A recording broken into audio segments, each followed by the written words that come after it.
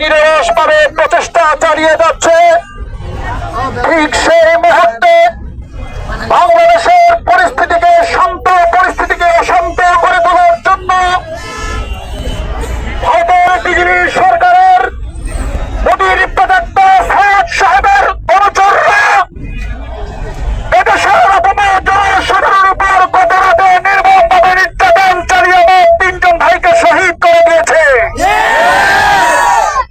এবং আমরা ইতিমধ্যে জানতে পেরেছি হসপিটালের বিছানাগুলিতে আমার অনেক ভাইয়েরা কাঁদছেন, বিশেষ করে আমাদের নরসিংদীর রায়পুর উপজেলার সুনামধন্য আলেমেদিন আলহাজ হযরত মাওলানা তাজুল ইসলাম সাহেব আজ মুমূর্ষু অবস্থায় হসপিটালের বেডে আছেন। নরসিংদী, বেড়াবো, শিবপুর, রায়পুরা সহ বিভিন্ন উপজেলার বহু সাথীগণ আক্রান্ত হয়েছেন। আমরা আজকে বিক্ষোভ সমাবেশ থেকে বলতে চাই,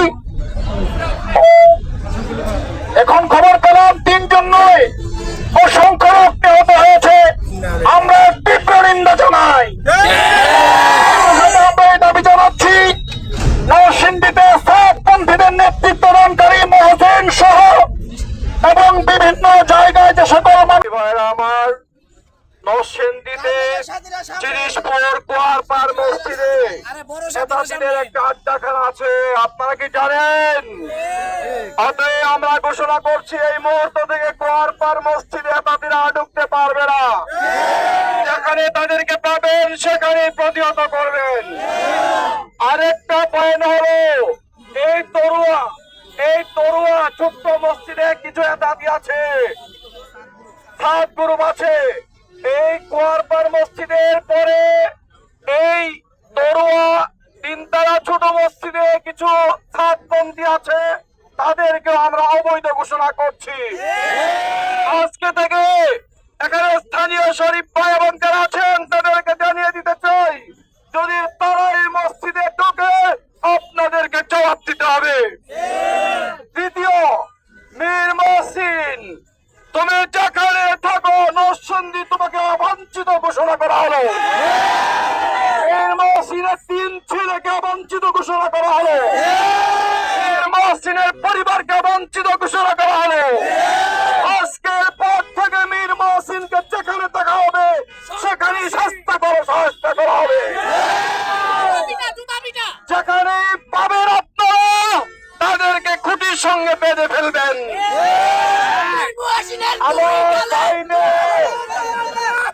রক্ত যখন দিয়েছি আমরা আর বসে থাকবো না। আমরা 18 সালে মার খেয়েছি, আমরা সেদিন বেলা বড় মার খেয়েছি, আবার গতকাল টঙ্গীর ময়দানে মার খেয়েছি। সুতরাং তোমরা এখন থেকে ছাত্র ভাইয়েরা যেখানে তাদেরকে পাবো সেখানে পিটাবা, ঘোষণা হয়ে গেছে। অতএব আর বসে থাকার সময় নেই। অতএব মীর মহসিন, তোমার কানে নিশ্চয়ই আমার আওয়াজ যাচ্ছে, তোমাকে আর চুল পরিমাণ ছাড় দেওয়া হবে।